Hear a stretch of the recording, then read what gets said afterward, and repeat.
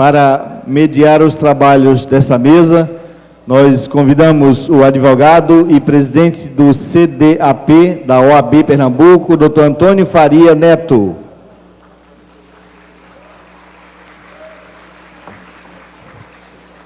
O palestrante deste painel, convidamos a ocupar o seu lugar aqui, é o advogado e ex-presidente da OAB Pernambuco, Dr. Ademar Higueira.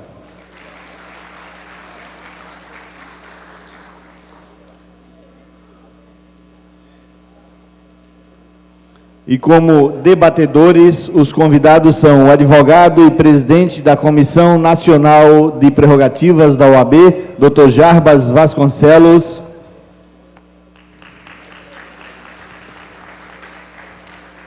O também advogado e presidente da UNACRIM, Dr. Carlos Barros.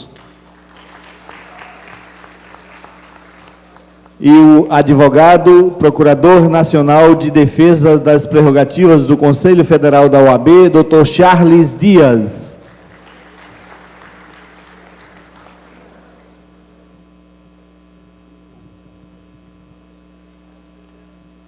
Portanto, composto o nosso dispositivo, a palavra está com o presidente para a condução dos trabalhos. Alô. Boa noite a todos. É uma honra estar aqui com vocês todos.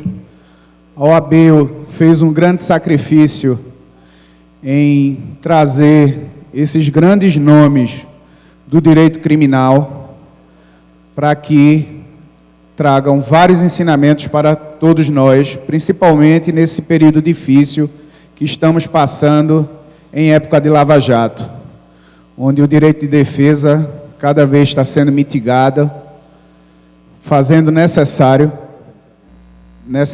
que a gente exponha isso à sociedade, traga essas discussões importantíssimas para a advocacia não somente criminal, mas para toda a sociedade brasileira. Quero parabenizar o presidente Rony Duarte pelo evento de altíssimo nível.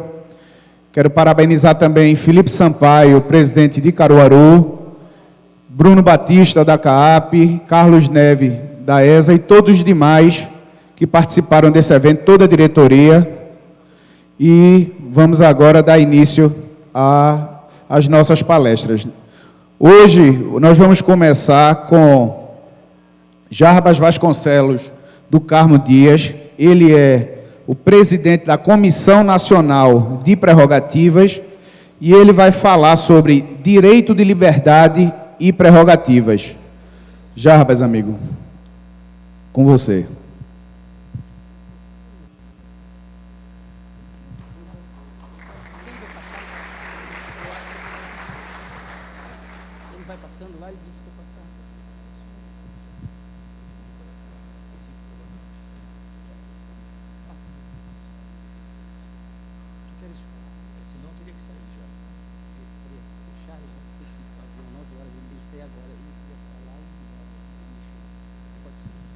Eu vou quebrar aqui o protocolo um pouco e passar a palavra para Charles, porque, devido ao atraso, ele vai ter que se retirar. Então, Charles vai falar aqui. Charles é o nosso Procurador Nacional de Prerrogativas.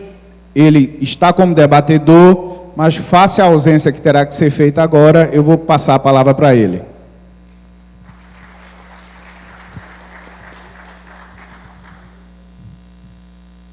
Vou usar a tribuna.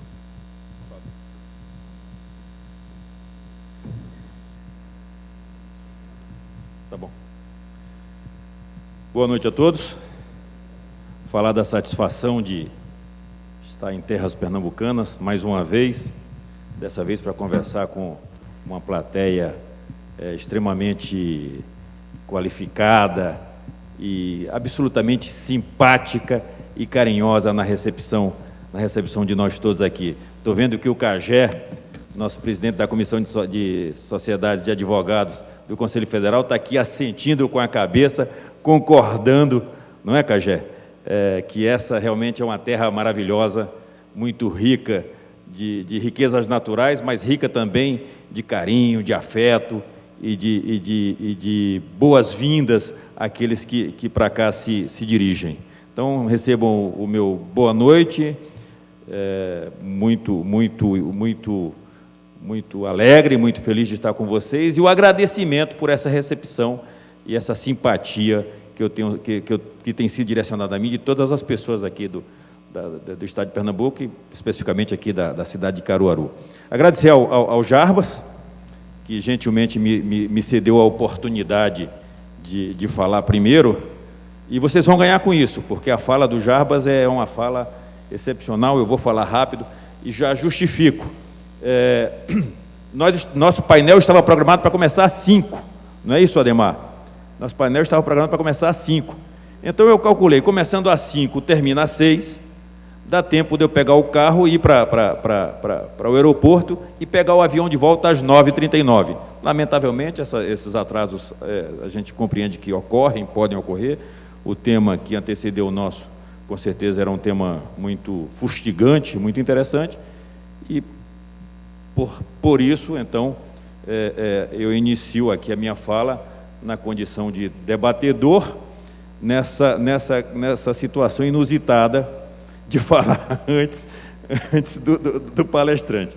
Mas eu gostaria, então, na condição de debatedor, presidente Felipe Santa Cruz, meus respeitos, minha consideração, minha admiração, e já aproveito para, em seu nome, cumprimentar todos os colegas do Sistema de Ordem.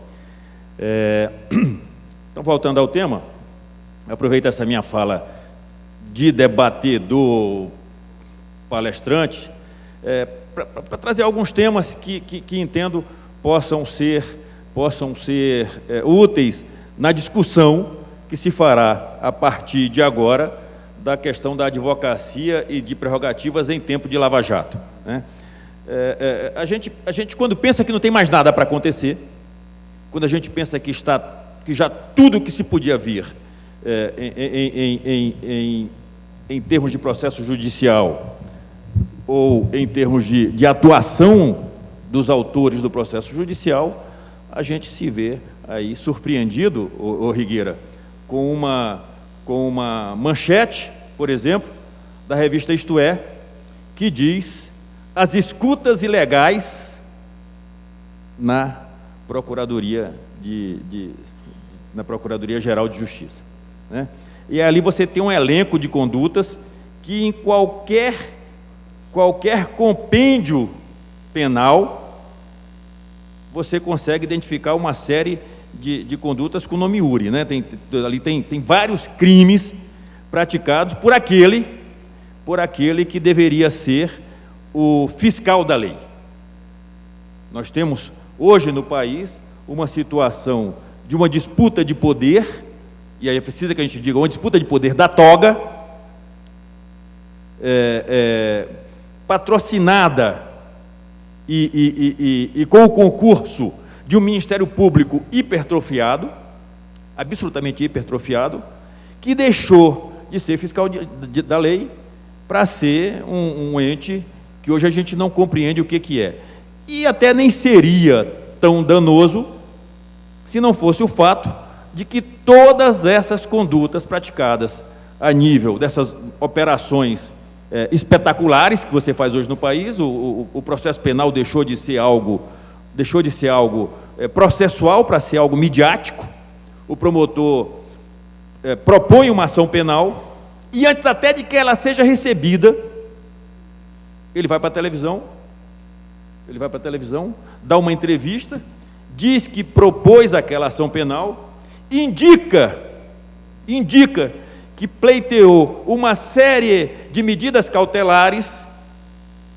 Vejam um absurdo, ele indica: pleiteei várias medidas cautelares de bloqueio de bens, de prisão preventiva ou temporária, condução coercitiva, aonde se tem que essas medidas, elas supostamente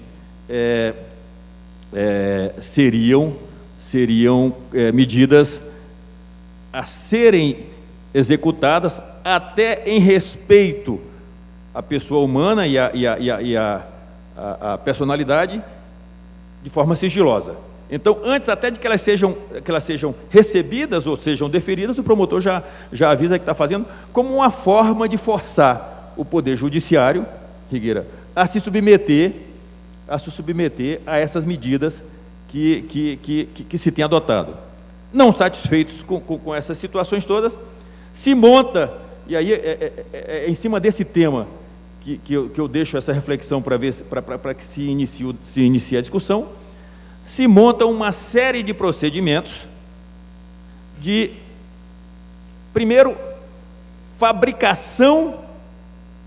Presidente Rony, um grande abraço, não o tinha visto, a plateia é grande, a gente acaba não vendo as pessoas. Quero lhe agradecer pelo convite e pela oportunidade de estar aqui com os colegas. Se monta uma série de situações para se promover vazamentos seletivos. Eu teria aqui muito para discutir, mas gostaria de citar aqui uma situação pontual. Há pouco tempo atrás, a imprensa nacional acorda, aliás, a população nacional acorda com uma nota na imprensa de que o senhor Janot havia pedido a prisão preventiva de Renan Calheiros, de Romero Jucá e de José Sarney. Isso aí foi noticiado, divulgado, várias gravações, áudios seletivos, pinçados, e o que é mais grave, editados para passar a impressão de que havia ali alguma coisa que fosse obstrução da justiça. E aí depois, na hora de oferecer a denúncia, este mesmo cidadão compreende que faz parte, e aí eu não estou discutindo se merecia ou se não merecia, ou se são honestos, se não são, mas compreende que faz parte do debate legislativo se discutir leis, por exemplo, a respeito de escutas, de uma série de medidas, e que isso não se caracterizaria obstrução à justiça. E aí sequer oferece a ação penal. Pergunta-se, se pegasse um juiz irresponsável que desse a prisão desses homens, como deu, por exemplo, do reitor Cancelier da Universidade de Santa Catarina.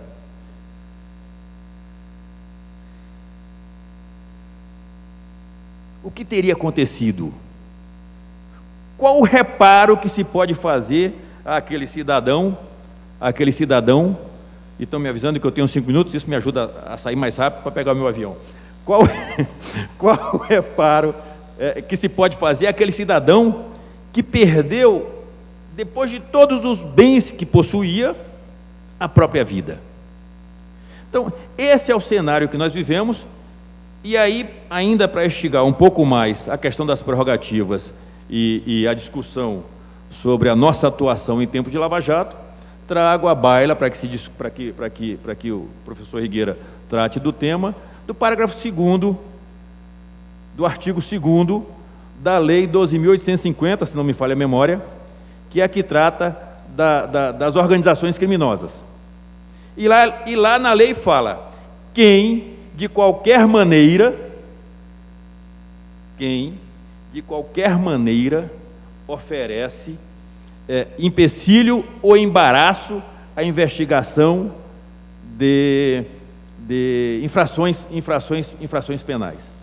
De qualquer maneira. E aí, senhores, nós temos tido notícias, Jarbas tem acompanhado comigo, já viajamos desse Brasil tratando desse assunto, né, Jarbas? Nós temos tido notícias, e inclusive tem ações penais correndo contra colegas nossos, onde a narrativa da conduta praticada pelo advogado, por exemplo, vou citar o nome, advogado Vital, no estado de Roraima, processado pelo Ministério Público, entramos com habeas corpus no TJ de Roraima, ele entendeu que não, que deveria continuar a ação penal, mas a narrativa da denúncia diz o seguinte: o advogado, por diversas medidas processuais, Vocês não ouviram errado. Vocês não ouviram errado. O advogado, por diversas medidas processuais,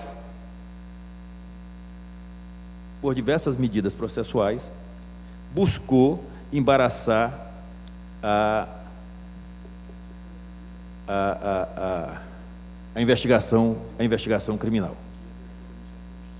Então, trago esses elementos, senhores debatedores, Jarbas, Rigueira e os outros colegas, para que se discuta esse tema, para que a gente possa aprofundar essa discussão. Eu acho que é o momento, e aí já uma posição pessoal, mas uma posição do conselheiro federal Charles Dias, evidentemente que não é uma voz ainda unânime dentro do Conselho Federal, mas eu acredito que poderá ser, também é uma voz do Jarbas e de outros tantos combativos colegas, com certeza é uma voz do CAGE também, mas eu acho que é o momento de nós nos levantarmos como uma classe de 1.100.000 vozes, a classe mais forte e mais esclarecida desse país, para que nós indiquemos qual é o caminho e a saída para essa situação que nós vivemos. Porque, para concluir, absolutamente nós não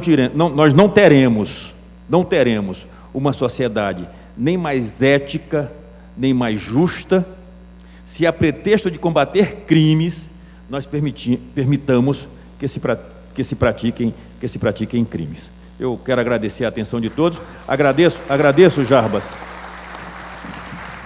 agradeço a gentileza de me oportunizar a falar antes de vocês, e peço encarecidamente ao plenário que me permita me retirar. Não é por falta de educação, não é por vontade de ficar aqui, eu gostaria de ficar com vocês aqui o final de semana inteira, mas compromissos outros me chamam. Está entrando, é o Luiz Viana que está entrando ali, presidente da Bahia, Luiz Viana, satisfação em vê-lo. Não é, como dizia, não é por vontade não é por não ter vontade de ficar. Lá na minha terra a gente fala assim, a vontade de ficar é no corpo todo, mas eu realmente preciso me retirar. Então peço permissão aos senhores que me permitam me retirar desse debate, que eu tenho certeza vai ser muito acalorado, vai ser muito produtivo. Boa noite a todos. Quero agradecer, em nome da OAB de Pernambuco, ao Procurador Nacional Charles Dias.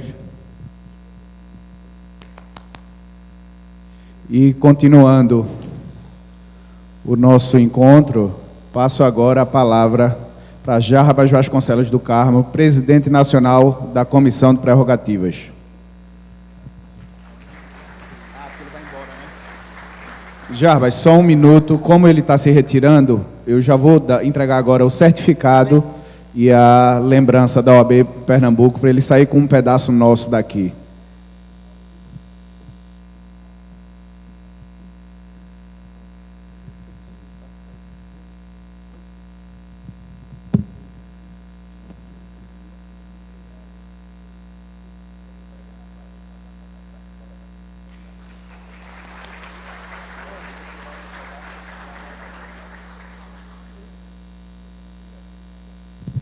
Muito obrigado. Dando continuidade, passa a palavra para Jarbas.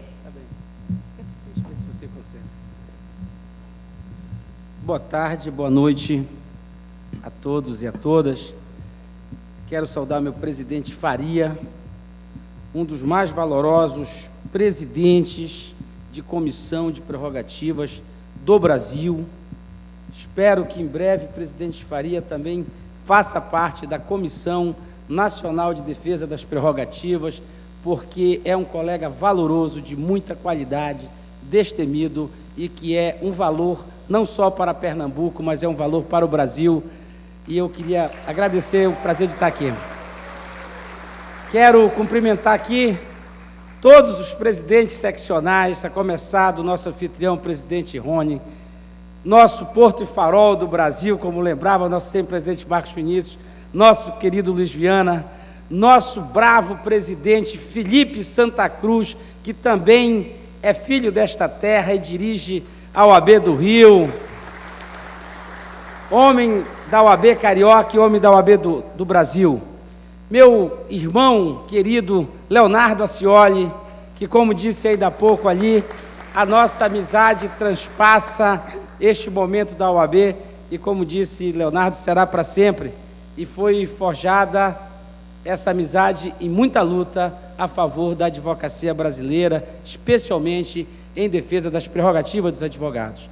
Quero cumprimentar o meu irmão quase paulista, mas brasileiro sobretudo, nordestino, nortista, carioca, sulista, Cagé, nosso representante da bancada federal de São Paulo, da brava bancada, quem peço transmita ao presidente Marcos da Costa sempre nossos respeitos e elogios. O nosso monstro sagrado que esteve aqui falando ainda há pouco, o nosso presidente do IAB também faz parte da IAB, Técio Lins e Silva, a sua esposa, Luciano Lócio, que abrilhantou o painel ainda há pouco.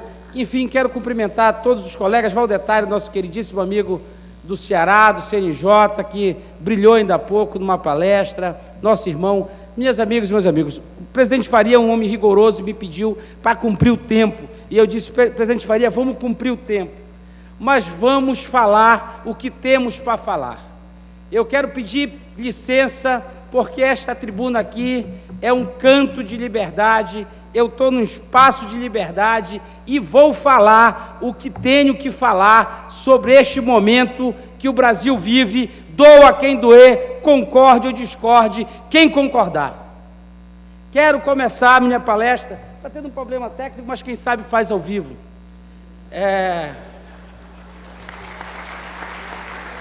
Eu quero dizer que os direitos da defesa têm 1000 anos. Eu quero dizer que neste Brasil, se o colega de lá puder trocando essa tela, pode trocar que aí eu vou falando, não tem problema, tá bom?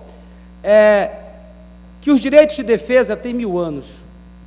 Mas nós assistimos hoje no Brasil uma entrevista do Dr. Moro, uma teleapresentação do Dr. Delagnol, que falam como se a Constituição brasileira fosse ultrapassada, como se a Constituição brasileira fosse uma jabuticaba, uma invenção feita no Brasil para dar errado.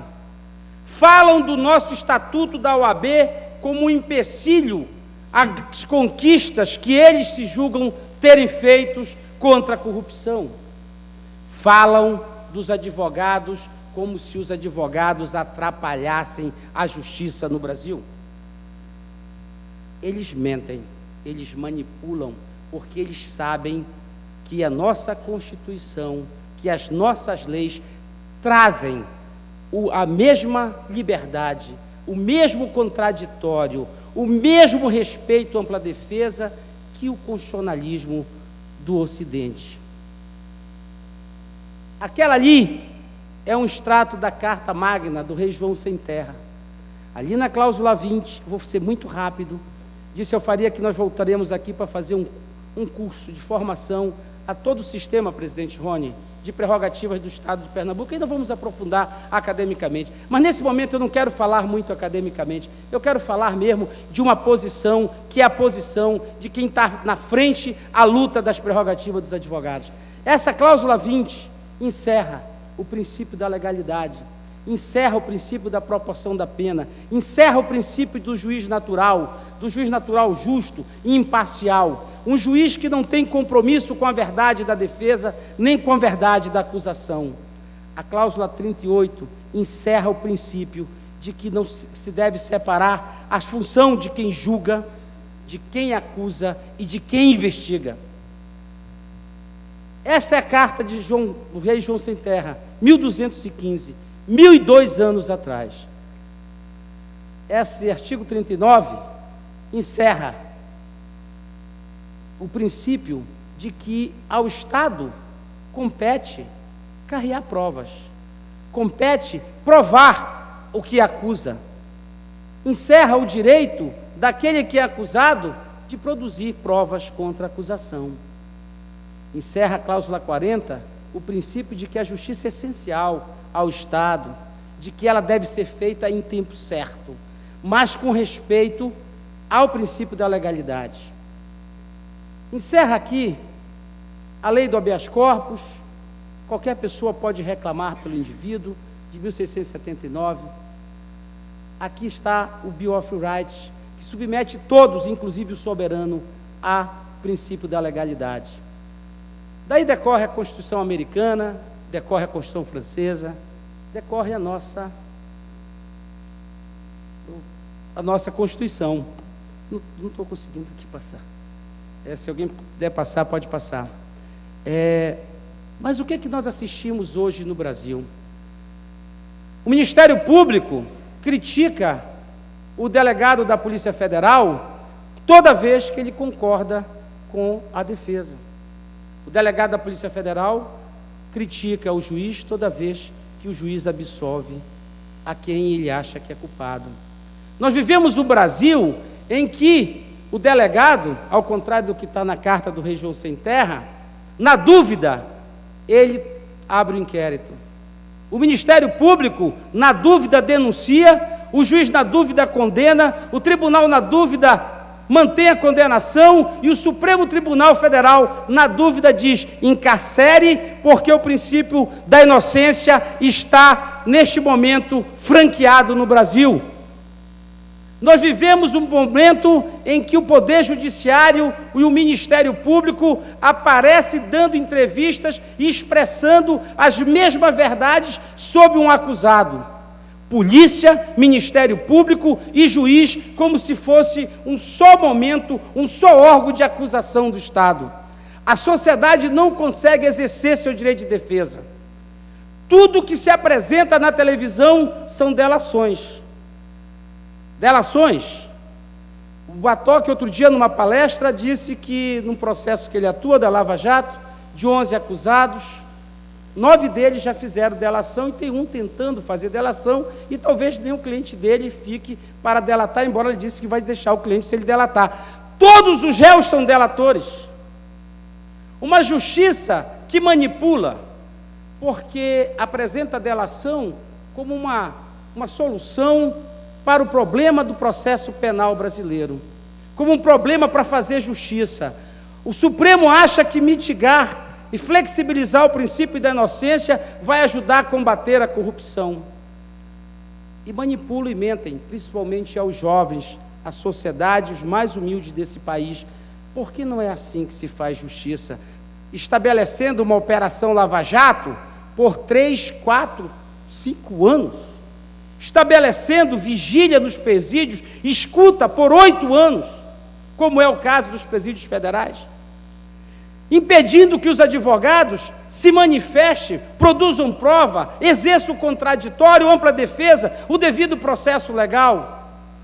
E quais são os resultados dessa operação Lava Jato, além de ter quebrado economicamente, desacreditado e desmoralizado o Estado brasileiro em todo o mundo?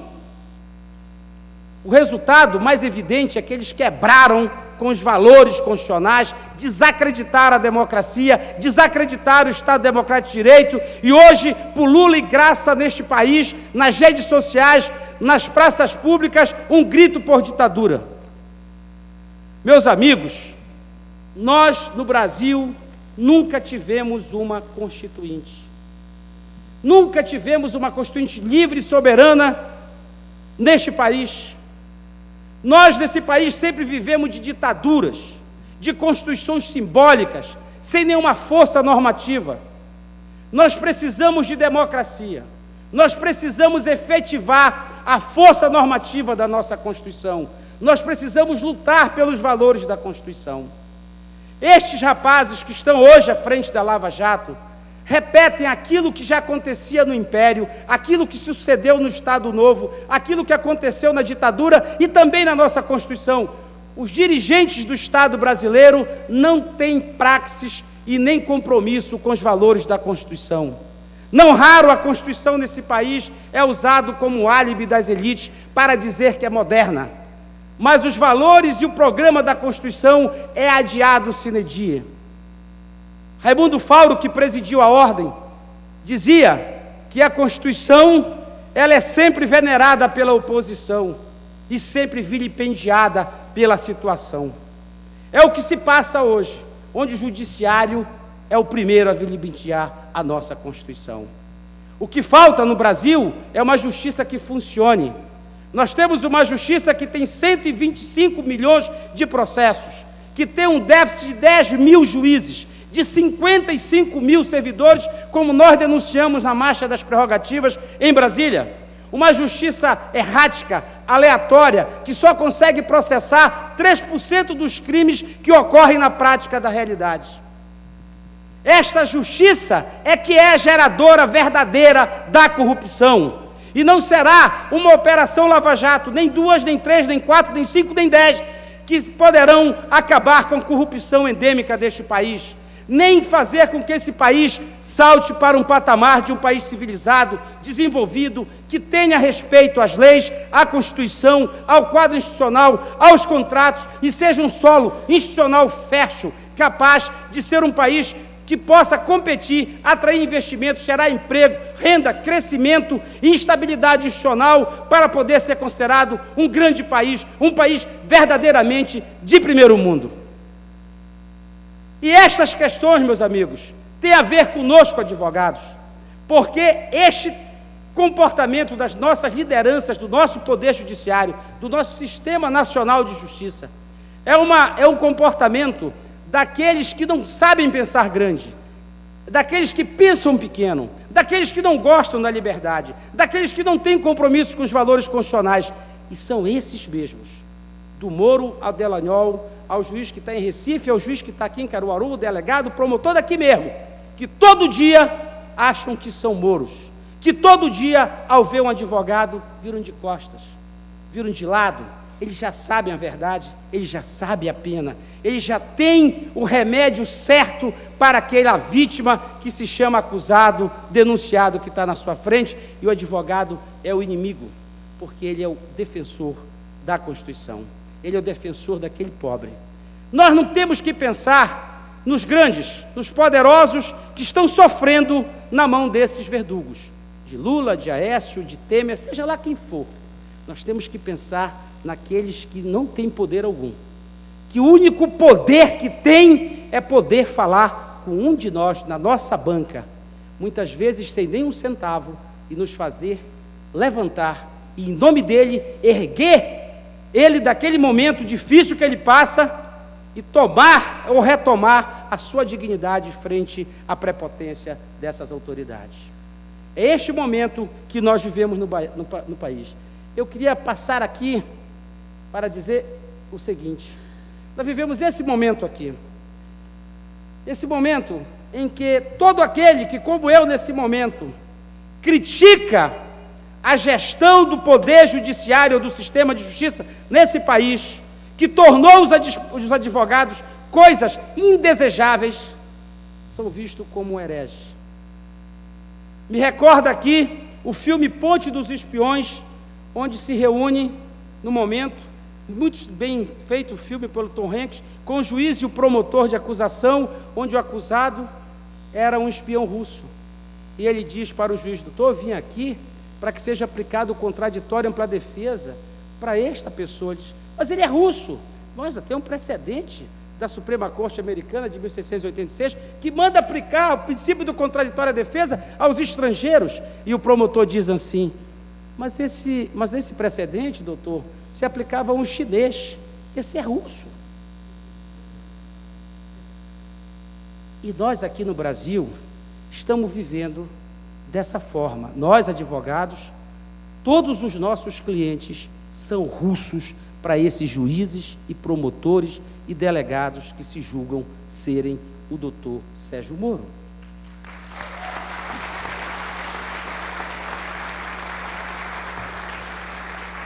Eu faço aqui, para encerrar, que prometi cumprir com o meu tempo, dizer que este é o momento que nós precisamos convocar a advocacia, a convocar a sociedade. Enquanto eles pedem ditadura do Poder Judiciário, enquanto eles pedem endurecimento da lei, nós temos que pedir mais Constituição, mais lei, mais liberdade, mais respeito à cidadania e à advocacia. Nós não podemos tolerar quietos na nossa poltrona, assistir o Jornal Nacional, quando o Tribunal Regional Federal da 4ª Região diz que o Moro pode tomar celular de advogado, que ele pode confiscar celular de advogado, porque o momento é excepcional, que ele pode prender para obter delação, que ele pode vir tranquilamente à televisão da Globo News, 11 horas da noite, e dizer assim, mas a gente tem que prender, porque assim nós vamos obter os resultados que nós esperamos obter com aquelas prisões. Meus amigos, entre nós vigora o princípio do sistema penal acusatório. Olha, o juiz do penal deve ser, dentre todos os juízes trabalhistas, civil, o mais neutro, o mais equidistante.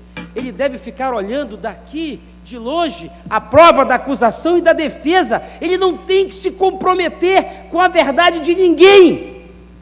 Mas nós temos hoje uma leva crescente de juiz e promotor que acham que a sua função, que o seu papel social é fazer justiça, é ser justiceiro, é ser aquele que prende, aquele que viola a lei, mas diz, prendi um bandido. Bandido para quem? Quem é o bandido? Aquele que ele prendeu ou ele que viola e quebrou o Estado Democrático de Direito e a lei do nosso país, a Constituição? Quem é o bandido? Eles talvez sejam mais bandido porque eles inocularam e estão inoculando fortemente na cabeça da juventude, dos estudantes, dos jovens advogados, das jovens advogadas, que a Constituição é um pedaço de papel tolo, sem razão de ser, anacrônico e superado. E talvez este mal e este crime deles seja o verdadeiro crime com que nós precisamos acertar contas. A OAB combate a corrupção. A OAB não quer advogados ligados à organização criminosa, ao tráfico ou a políticos que cultuam a improbidade. Mas a OAB também não admite que se rasgue nenhuma lei deste país, que se rasgue, que se menoscabe, que se despreze, que se recorte a Constituição ao bel prazer de cada juiz, de cada promotor e de cada delegado da Polícia Federal, porque esses valores para a OAB são aqueles que se sustentam a nossa geração e sustentarão o futuro dessa nação como uma nação desenvolvida, civilizada, que cultua a lei, que cultua a Constituição e espera que todos os brasileiros sejam tratados com dignidade. Estejam eles acusados, estejam eles presos, todos nós somos portadores de dignidade e de valores humanos, universais, irrenunciáveis. E as prerrogativas estão extremamente vinculadas a estes valores. Lutar pelas prerrogativas hoje, presidente Faria, é lutar pelos valores constitucionais. Muito obrigado.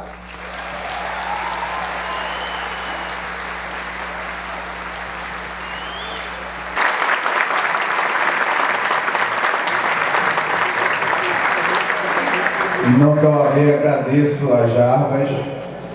Não tinha dúvida, Jarbas, quando peguei essa sua colocação, que muito me chamou a atenção, de demonstrar que o direito de defesa, que muitas vezes tem sido dado como invenção brasileira e recente, já tem mais de 1000 anos. E a gente está apenas repetindo realmente o direito universal. Jarbas, parabéns. Você, como sempre, deu um show e, continuando, passa agora a palavra para a nossa amiga Ademar Rigueira.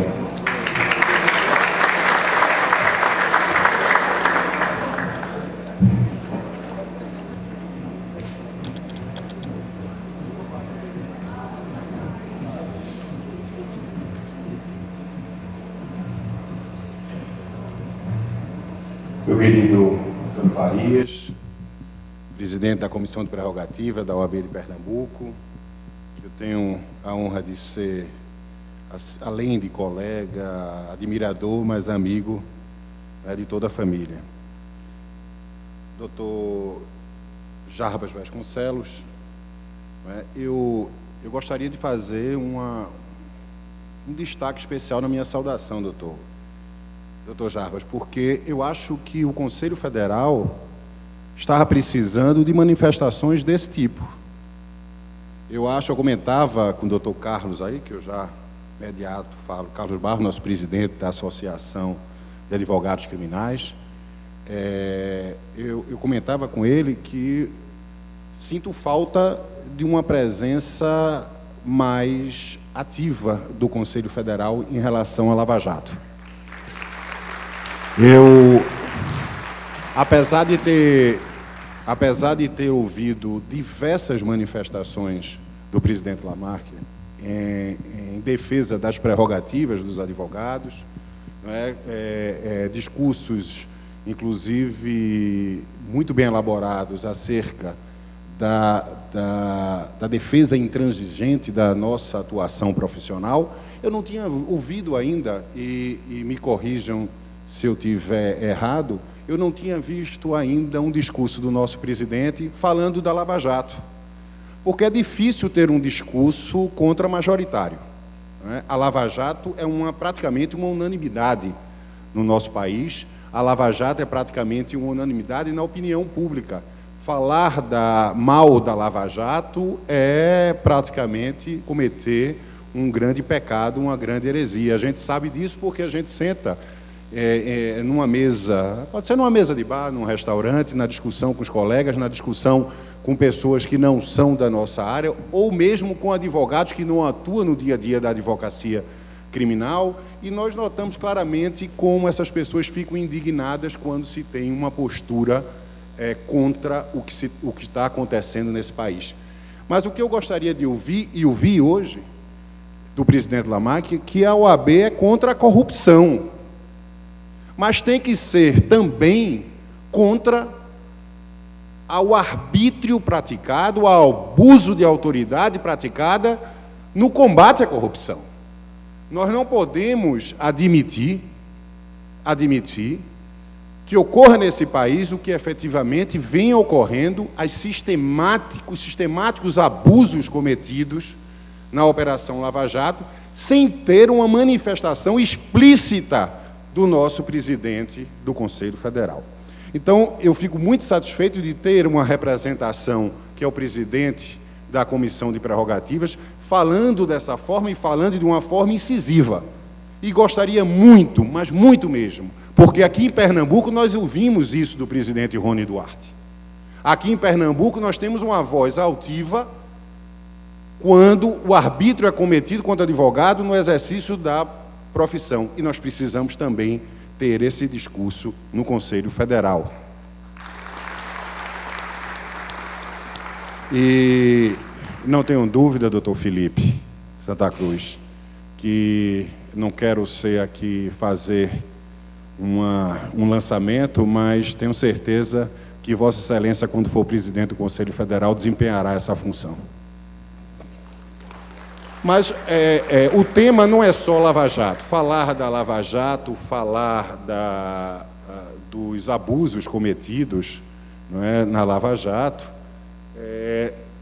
seria um discurso técnico, não é? Falar de competência, falar de manipulação de prova, falar de custódia da própria prova produzida, dos equívocos que estão sendo cometidos. Mas o tema, me parece que o tema central da palestra é a questão da liberdade, da prerrogativa, na defesa da liberdade. E a Lava Jato é um tema central, porque nós precisamos discutir essa questão. Mas falar da liberdade é trazer de volta a discussão que aconteceu há 30 anos. Estamos comemorando 30 anos da vigência de nossa Constituição. Exatamente no ano de 1988, quando eu saía da Faculdade de Direito do Recife. E nós vivíamos, o Marcelo Santa Cruz está ali, né, o nosso grande mentor do movimento estudantil. Né, e eu me lembro claramente que participei, nós tínhamos um movimento que participava da Constituinte com o deputado Egídio Ferreira Lima. E Egídio trazia essa discussão para o mundo acadêmico, trazia essa discussão da Constituinte para dentro da faculdade. E o elenco foi muito comemorado, vivíamos efetivamente tempos de euforia em virtude do elenco de garantias, os elencos irremovíveis de garantias do artigo 5º da nossa Constituição. Para nós, à época, estava ali garantido a luta e o sacrifício de tantos e tantos né, no combate à ditadura. Finalmente, nós tínhamos uma carta constituinte que estabelecia e que garantia ao cidadão aquele elenco de garantias individuais. Só que, na realidade, o que foi posto não foi efetivamente aplicado.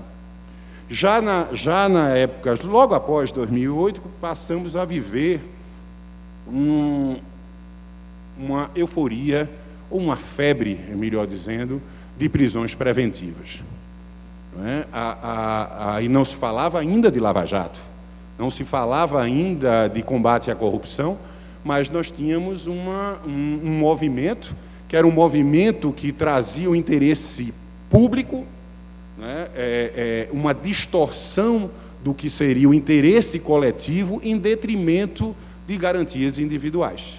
E esse movimento crescente, um movimento alavancado até pela mídia nacional, dizia e trazia, tentava incutir na população, e na população incauta, de que o interesse coletivo deveria se sobrepor a essas garantias individuais. E aí o interesse coletivo passava pela punição de criminosos.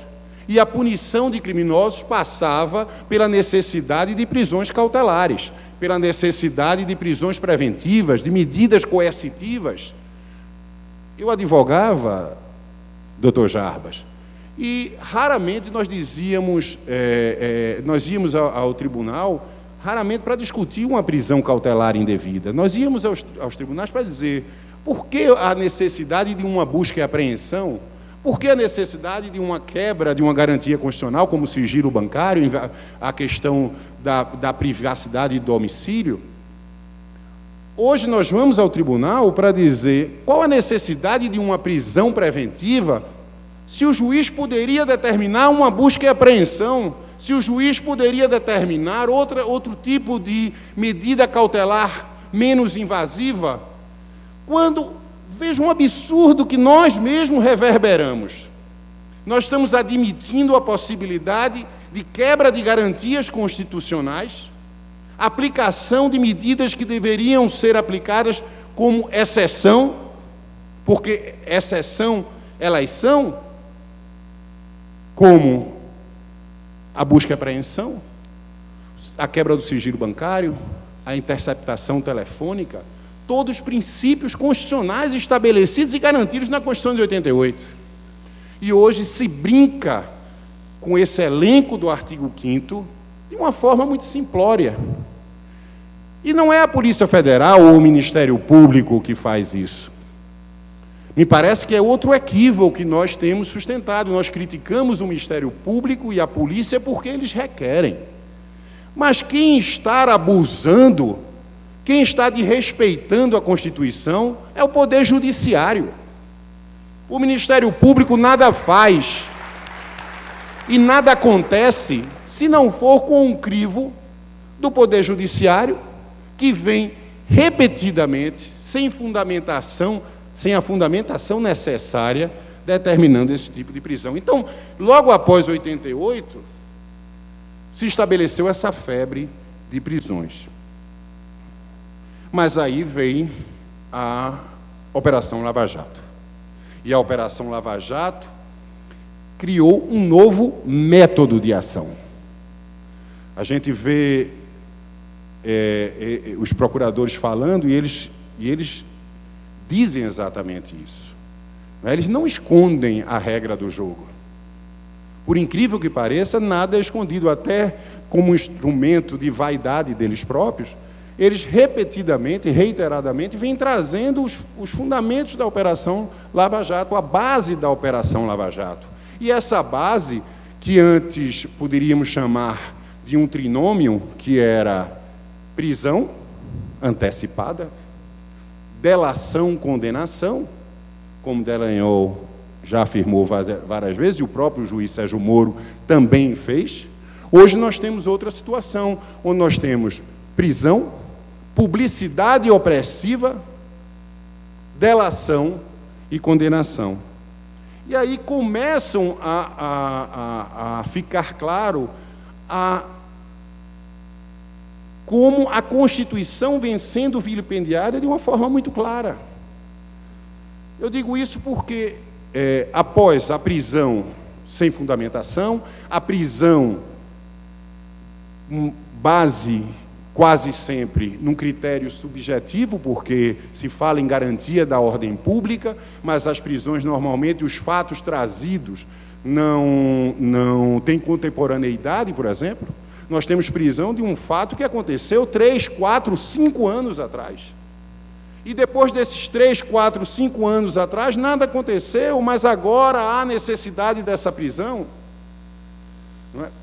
Os requisitos da prisão são completamente relegados num discurso trazido à população, com chavões, com emprego de adjetivos, de palavra que repercutem na mídia, uma grande organização criminosa. Criminosos que acabaram com o erário público.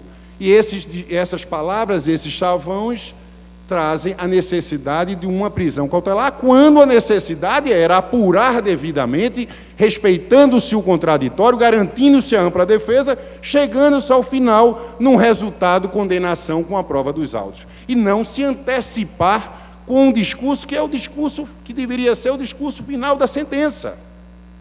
É nada mais do que uma prisão que substitui antecipadamente os efeitos da sentença condenatória. Mas essas prisões acontecem desrespeitando pressupostos, requisitos estabelecidos em lei, e normalmente essas prisões são acompanhadas de operações chamativas, não é? De operações que tem a mídia, que tem a imprensa como grande aliado. Normalmente as pessoas são presas, a operação é sigilosa, mas a Rede Globo está sempre presente, antes mesmo do que as outras empresas de comunicação.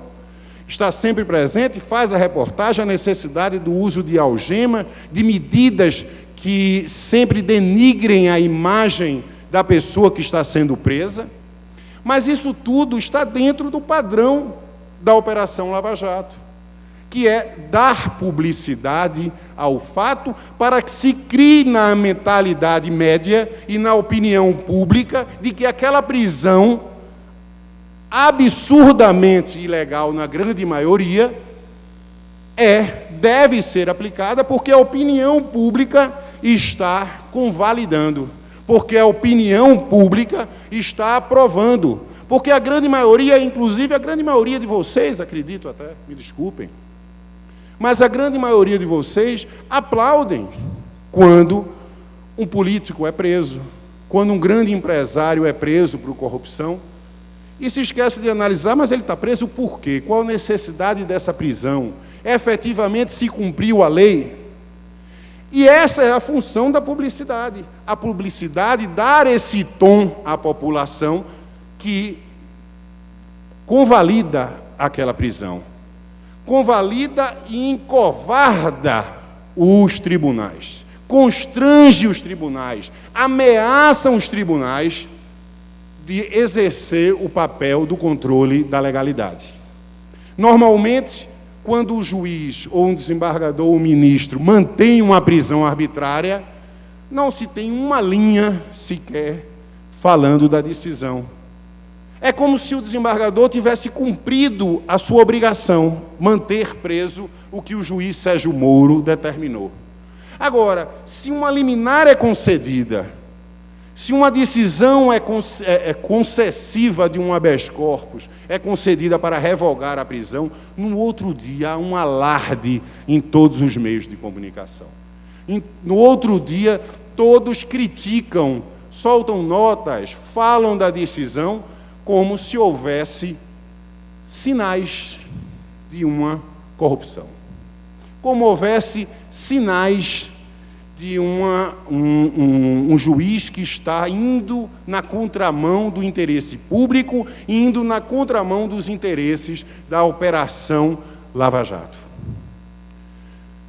Isso aconteceu com o desembargador Marcelo Navarro. Quem advoga aqui no TRF da 5ª Região sabe da seriedade desse desembargador, sabe da postura desse desembargador no trato com os advogados, sabe até que era um desembargador que tinha uma posição conservadora na aplicação final do processo, na aplicação de penas, na tendência de seguir a uma orientação do Ministério Público, mas sempre foi aqui no TRF um desembargador liberal, se esse é o termo, porque também é um tema pejorativo, mas vamos dizer, um desembargador legalista quanto à necessidade da prisão preventiva. E ao conceder uma decisão na Operação Lava Jato, imediatamente passou a responder um processo criminal, dizendo que a sua nomeação, que inclusive foi arquivada agora pelo próprio Ministério Público Federal, que a sua nomeação tinha sido negociada para soltar Marcelo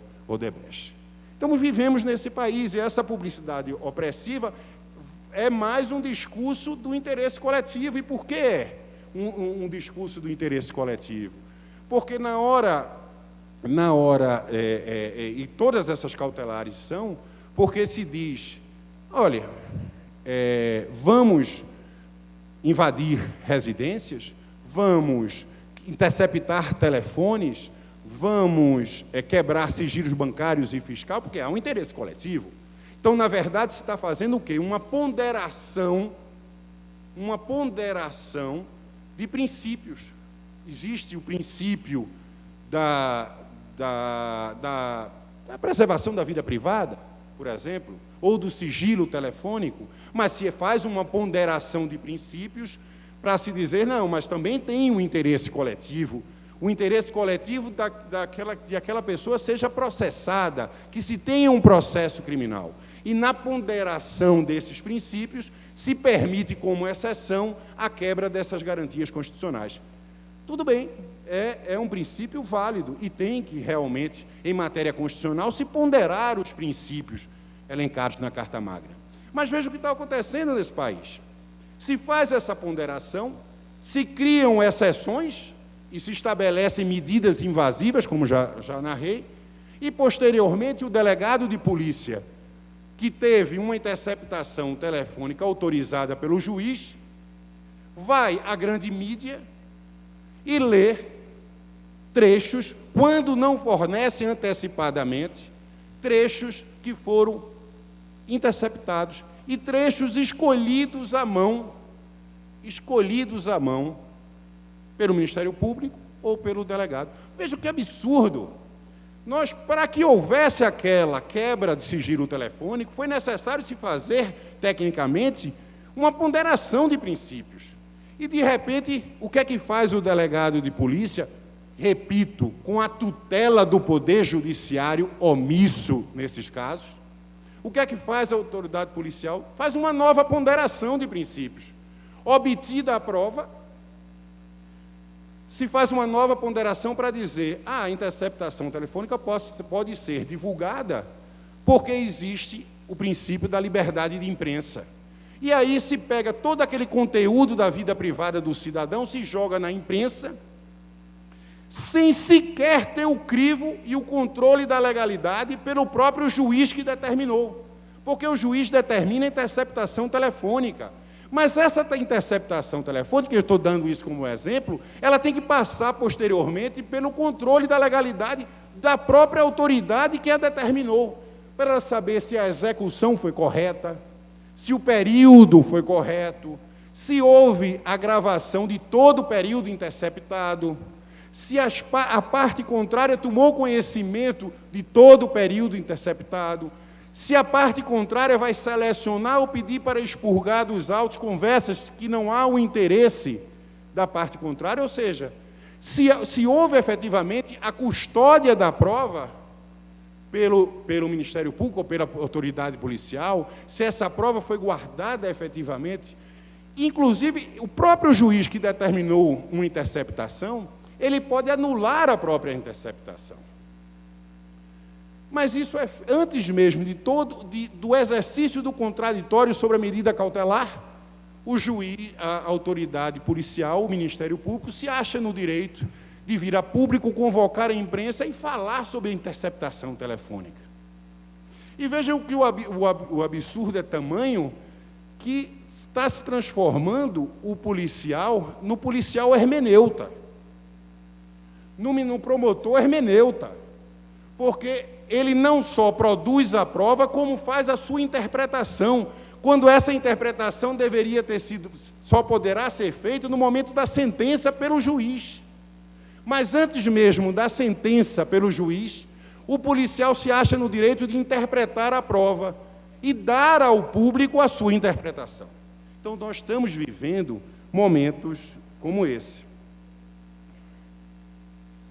Nós estamos vivendo um momento que o Supremo, no embalo da Operação Lava Jato, ceifou de vez o princípio da presunção de inocência. Estabeleceu a execução provisória. E não vou me alongar, porque todos vocês já conhecem bem a decisão. E disse, eu comentava agora há pouco com um advogado aqui de Caruaru sobre a questão do recurso especial, da dificuldade da admissibilidade do recurso especial, e dizia assim, mas o Supremo, quando fez uma justificativa, e veja que uma justificativa simplória, disse não, mas a execução provisória é devida porque é no tribunal de apelação, nos tribunais de justiça, que se exaure o exame de fatos e provas. Isso não é verdade. Isso não é verdade. O exaurimento, principalmente no recurso especial, no STJ, há sim a análise. Não se pode fazer o cotejo da prova no recurso especial. Mas a análise de fatos e a valoração dos fatos é devido, sim, no recurso especial. Quantos recursos especiais são admitidos, reconhecendo, inclusive, a tipicidade da conduta? Quantos recursos especiais são recebidos para dizer, segundo a prova que foi valorada pelo próprio Ministério Público, a valoração que se deu jurídica dessa prova é indevida e se reforma essa decisão. Tanto que nós temos no escritório, estatisticamente no meu escritório, nós temos um percentual elevadíssimo de modificações de decisões dos tribunais de apelação, Tribunal de Apelação de Pernambuco. Imagine a situação de um acusado cumprir pena e depois ter o STJ reconhecer que sua conduta é atípica, né? E o Supremo disse isso. Então, o Supremo não só aniquilou o princípio da presunção de inocência, como retroagiu a nossa Constituição, a Constituição de 41, que estabelecia, no Estado Novo, que estabelecia a prisão obrigatória. Não é? Então, é lastimável, inclusive, eu ia até ler, mas o tempo está esgotado, eu trouxe um livro que recentemente eu publiquei, e nesse livro Toron, que viria até participar conosco aqui, Toron faz, no seu prefácio, analisa essa questão de uma forma precisa, como sempre, falando sobre essa questão da execução provisória. Eu ia ler, mas eu trouxe até um exemplar do livro para ser sorteado com os participantes. Mas, enfim, para finalizar, esse aqui é um livro que eu já recentemente lancei na OAB, com o Dr. Rony Duarte, a gentileza da OAB, que é um compêndio de trabalho de habeas corpus e apelações, que um trabalho bem prático, interessante, mas com processos que repercutiram no momento das suas interposições. Mas, só para finalizar, já esgotou o tempo? Só para finalizar, nessa onda do que a Lava Jato trouxe, nós temos o pacote da anticorrupção. Aquilo é a maior palhaçada jurídica que nós vimos em todos os tempos no nosso país. Não é? E o Ministério Público queria, efetivamente, acabar com o habeas corpus. Acabar com o habeas corpus. Tentando traduzir ou travestir o habeas corpus com uma medida só possível de ser intentada quando houvesse um risco efetivo ou houvesse um risco direto à liberdade. Quando nós sabemos que o habeas corpus, na grande maioria dos casos, é o maior instrumento que se tem justamente para combater as ilegalidades perpetradas nesse tipo de medidas, né? De interceptações telefônicas invasivas, das provas irregulares, das provas ilícitas. Não é? Era uma medida que praticamente dava poder ao Ministério Público de fazer o que eles quisessem. de produzir provas sem qualquer critério de legalidade. Mas a população assinou, não é? Na maior fraude também que se viu até hoje. Porque se chegassem para mim, chegasse para minha mãe e chegasse para o meu cachorro e pedisse para assinar um pacote de combate à corrupção, todos eles assinariam. Nada foi exposto, foi feito de uma forma simplória e irresponsável, e se tem milhões de assinaturas num pacote desse tipo. E é isso que nós estamos vivendo. Então, a Lava Jato é lastimável, porque a Lava Jato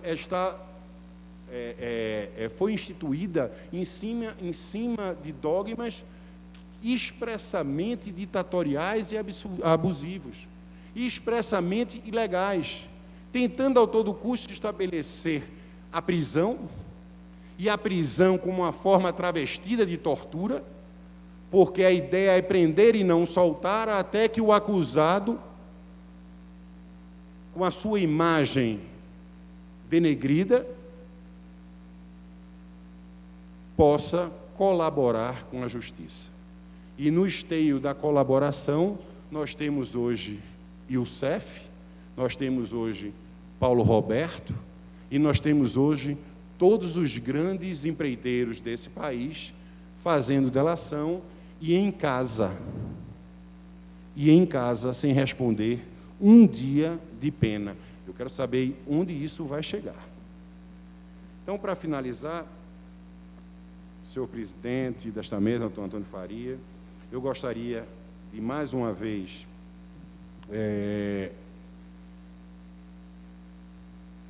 homenagear a Ordem dos Advogados do Brasil, que eu tive a honra de ser presidente, que eu tive a honra de ser presidente da Comissão Nacional de Prerrogativa, que eu tive a honra de exercer praticamente todos os cargos. É uma vida, minha, praticamente, dedicada a essa instituição, e dizer que esse tipo de debate é fundamental. Debate de prerrogativa, porque eu falei de garantias individuais, mas as prerrogativas nada mais são do que os instrumentos que os advogados têm de combater justamente as ilegalidades praticadas contra as garantias individuais.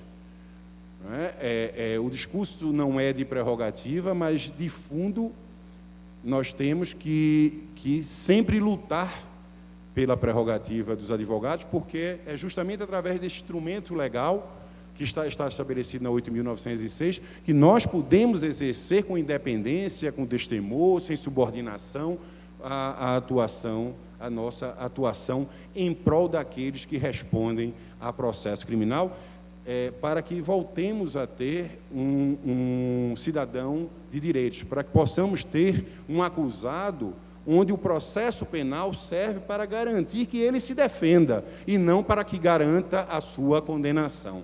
Isso aí é que é o fundamental, e só o advogado pode ser feito isso, e pode fazer isso, e só a nossa instituição é que vai nos garantir que nós exercemos a nossa profissão com essa dignidade e com esse testemunho. Então é a Ordem dos Advogados que é nosso para-choque, que é nossa garantia para o exercício de profissão. Senão, nós vamos continuar vendo aí a criminalização da advocacia. Nós vamos continuar vendo, e cada dia isso cresce mais.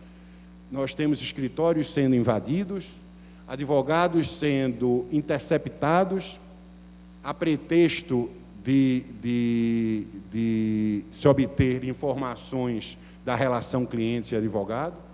Nós vamos ter crescentemente uma atuação do Ministério Público contra aqueles que eles mesmos entendem e reconhecem que são os opositores dessas medidas que estão sendo tomadas aí. Eles já têm a mídia, eles já têm a opinião pública, e agora estão querendo ter os advogados. E isso não vai acontecer. Não vai acontecer porque nós temos a Ordem dos Advogados do Brasil. Muito obrigado a vocês.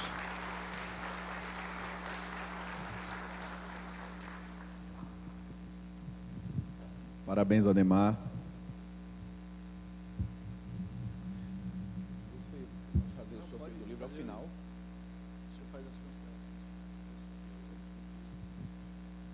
Ao final, nós vamos fazer esse sorteio do livro que a Ademar da plateia. E agora eu passo a palavra a Carlos Barros como nosso debatedor, que é o presidente da União Nacional dos Criminalistas.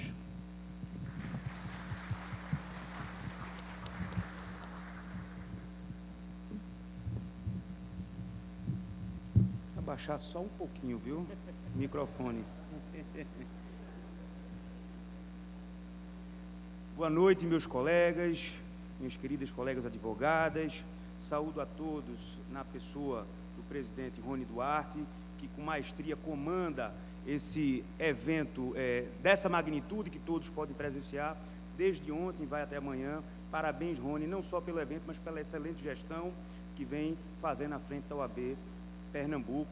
Saúdo ao meu amigo Antônio Faria, presidente da Comissão de Defesa das Prerrogativas em âmbito estadual, que também, de forma brilhante, vem conduzindo os trabalhos da comissão, dessa importante comissão. Saúdo o meu colega Ademar Rigueira, saúdo também o colega Jarbas Vasconcelos, que me antecederam de forma brilhante. E quero, meus colegas, também saudar aos advogados criminalistas presentes, e em especial aqueles que compõem a nossa associação, a União dos Advogados Criminalistas, a UNACRIM, e o faço na pessoa do meu colega Yuri Herculano, que, juntamente com toda a diretoria, vem ainda nessa jovem associação, dando todo o gás para que nós possamos ter uma advocacia criminal forte ante tantas investidas que nós observamos diuturnamente no exercício desse nosso tão glorioso e tão significativo ofício. Pois bem, eu quero, meus amigos, no contexto do painel, tratar de Lava Jato e de prerrogativas, obviamente que na condição de debatedor, eu quero apenas trazer algumas questões para os colegas que me antecederam, mas eu quero ressaltar antes o seguinte: essa opressão que se verifica atualmente com a Lava Jato, na minha concepção, é apenas o ápice, espero eu que seja, o ápice de um movimento que, se nós pararmos para pensar, vem ocorrendo desde um passado recente. Estava aqui ouvindo desde ontem, onde se lançou essas questões todas que nós estamos discutindo nos últimos tempos, criminalização da advocacia, distorção da sistemática processual penal, violação às garantias constitucionais, ontem e hoje com Ademar, com Jarbas, mas sentado ali, ouvindo, me recordando, eu parei e pensei o seguinte, como eu disse, num passado recente, e fiz uma pequena relação aqui, quando estruturada a Polícia Federal, na gestão, no caso do Ministério da Justiça, do saudoso ministro Márcio Tomás Bastos, nós nos recordemos que, a partir daquela estruturação, dia sim, dia não, nós observávamos a Polícia Federal invadir escritórios de advocacia para fazer busca e apreensão, e não existia Lava Jato. Isso era o que mais se via na imprensa, isso num passado recente. Depois se estabilizou essa questão, trago um outro exemplo, a restrição do habeas corpus como substitutivo de recurso ordinário. Quer dizer, se entendeu que esse instrumento, essa ação autônoma de impugnação, uma ação constitucional, chamada de remédio heróico, ela não poderia ser impetrada de forma direta, como se fazia, do TJPE, por exemplo, no nosso caso, diretamente para o STJ e em seguida para o STF, porque tinha que se cumprir uma formalidade legal, que era a interposição de um recurso ordinário. Recurso esse que sabemos é extremamente burocrático em face da celeridade empregada na tramitação do habeas corpus, o que, por evidente, fazia com que se retardasse a liberdade de um cidadão que estava posto no cárcere de forma ilegal.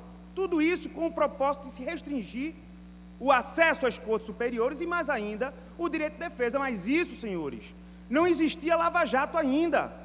Também foi no passado recente. Me recordo também, ainda sem existência da lava-jato, da flagrante distorção da teoria do domínio do fato, que o próprio autor da teoria, recentemente, diz que no Brasil a sua teoria é aplicada de forma manifestamente distorcida, que aquela não é a sua teoria. Ou seja, a teoria do domínio do fato, a brasileira, tem o propósito único e exclusivo de viabilizar condenações. É uma franca revelação do espírito punitivista do nosso judiciário. E isso não existia lava-jato, repita-se. Mais adiante, senhores, nós observamos a entrada em vigor, né, de uma lei, isso em 2012, se eu não estiver equivocado, tratando da lavagem de capitais, da lavagem de dinheiro. E nessa lei, quando também não existia lava-jato, o legislador pretendeu mitigar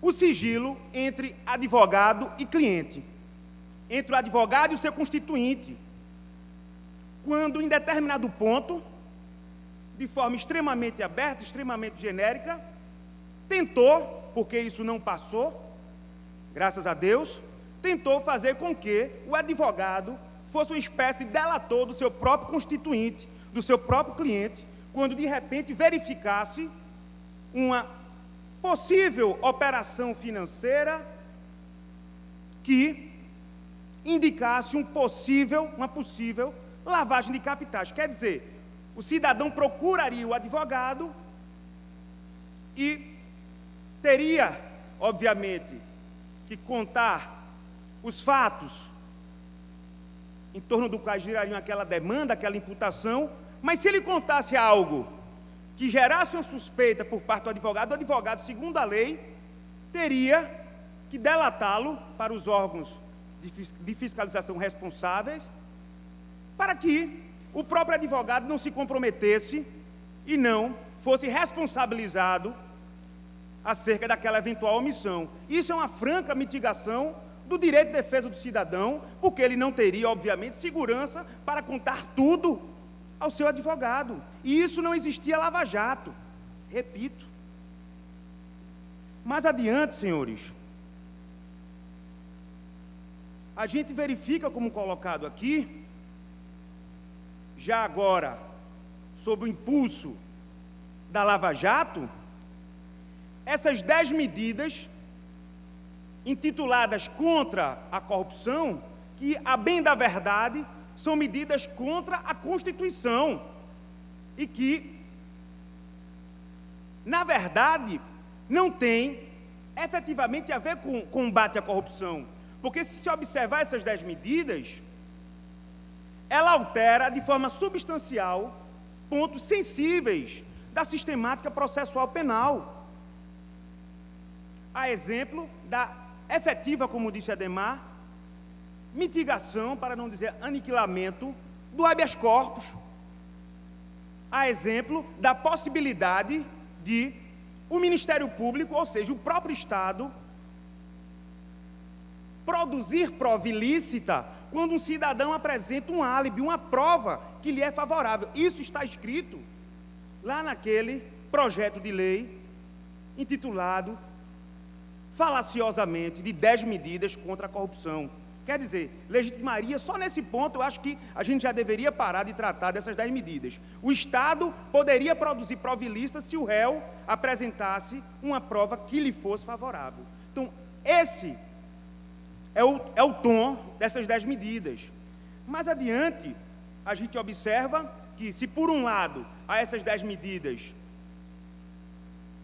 com relação às quais a população empolga alvíceras, e nós, advogados, somos os combatentes, que estamos na linha de frente acerca dessas questões que buscam, efetivamente, mitigar as garantias constitucionais. Por outro lado, quando a gente tenta discutir uma alteração naquela lei de abuso de autoridades para realmente estancar esse tipo de investida do próprio Estado contra o cidadão, para evitar que o próprio Estado não legitime a si mesmo a corromper as garantias constitucionais. Aí a gente vê uma investida de associações de magistrados, de associações do Ministério Público, para dizer que aquele tipo de lei, que alteraria as questões relacionadas ao abuso de autoridade, é um objetivo de impedir o trabalho do Ministério Público, de impedir o trabalho do Judiciário. Ora, e essa mitigação que se observa nesse projeto de lei intitulado 10 medidas contra a corrupção, não é uma tentativa de inviabilizar o exercício por parte do cidadão das suas garantias constitucionais existentes para evitar os arbítrios do Estado contra a liberdade de todo e qualquer cidadão? Mais adiante, senhores, a gente observa condições coercitivas ao arrepio da lei, quando o cidadão sequer é intimado para se apresentar à autoridade policial, de modo que sequer teria como ter se negado. Mais adiante a gente vê, como disse Adhemar,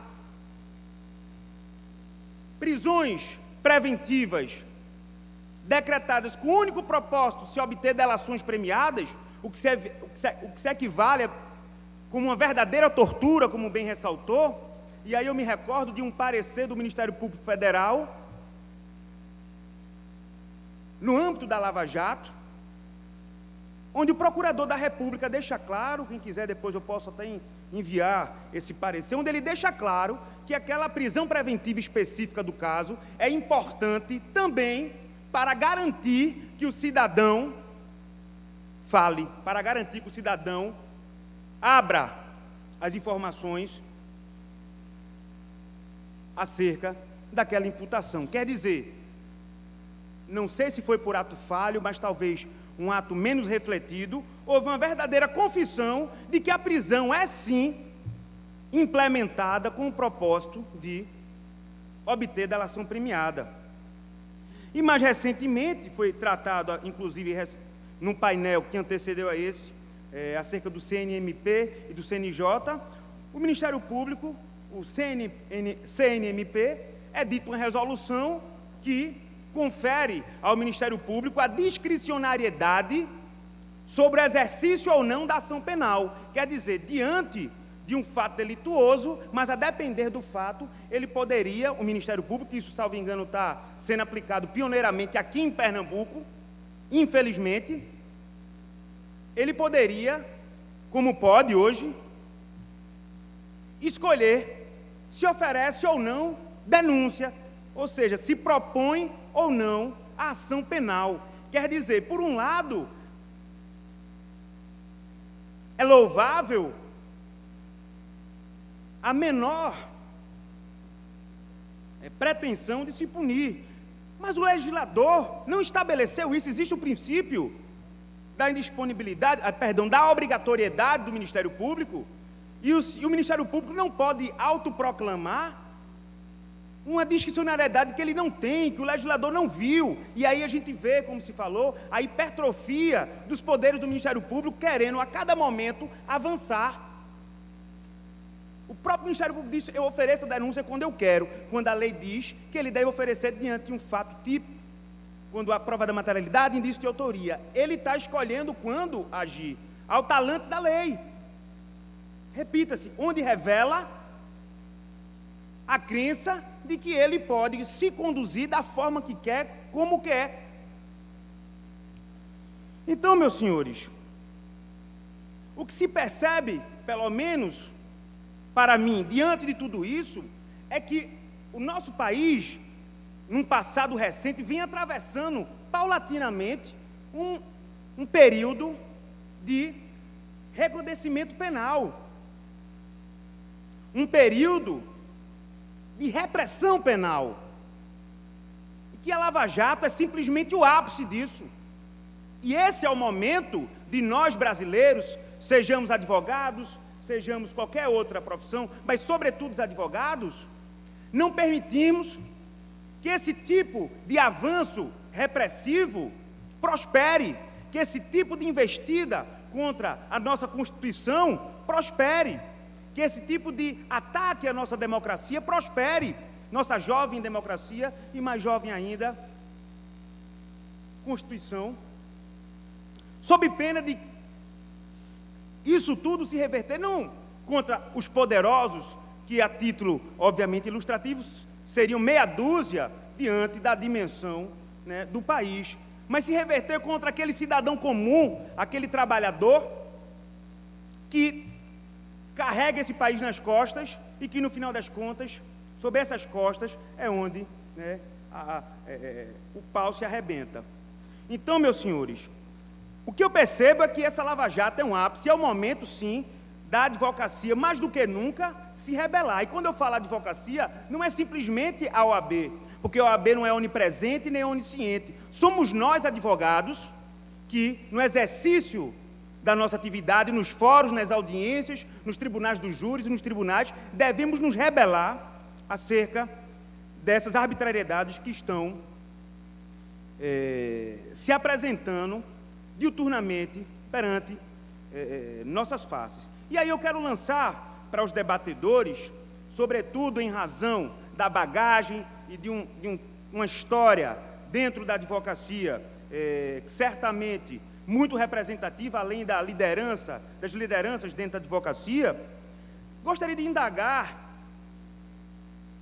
aos palestrantes se esse movimento que nós observamos que se apresenta hoje, ele efetivamente seguirá, se há a possibilidade ainda de piorar, ou se há alguma esperança de uma estabilização, tal como aconteceu desde de sempre, momentos de repressão, depois momentos de estabilização, de calmaria. Se você observar o livro, aquela obra, O Dever do Advogado, de Rui Barbosa, escrito há mais de 100 anos, ele já mencionava a mídia opressora, a imprensa opressora, isso há mais de 100 anos, numa carta, uma troca de cartas entre ele e Evaristo de Moraes. Ele já mencionava essa mídia opressora, já mencionava a criminalização da advocacia, e então, posteriormente, há uma calmaria, em seguida vem um momento de ditadura, depois, em 88, vem a Constituição Cidadã, e agora a gente atravessa essa quadra. E eu quero lançar para os palestrantes a indagação. Esse momento continua por muito tempo, há uma perspectiva de estancar, e qual a esperança dos senhores de dias melhores nesse contexto da justiça criminal? E agradeço a atenção de todos e aguardo, felizmente, a resposta dos nossos palestrantes. Muito obrigado pela atenção.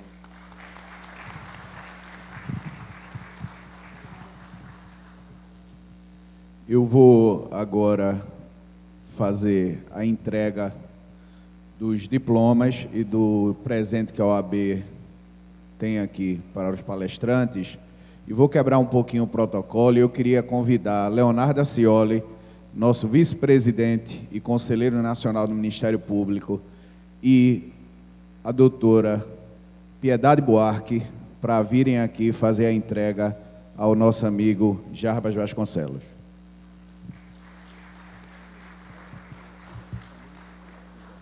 Aproveitando essa oportunidade, nós queríamos pedir ao doutor Jarbas Vasconcelos que entregue o certificado do doutor Antônio. Nosso colega José Pessoa, pode vir aqui comigo, por favor?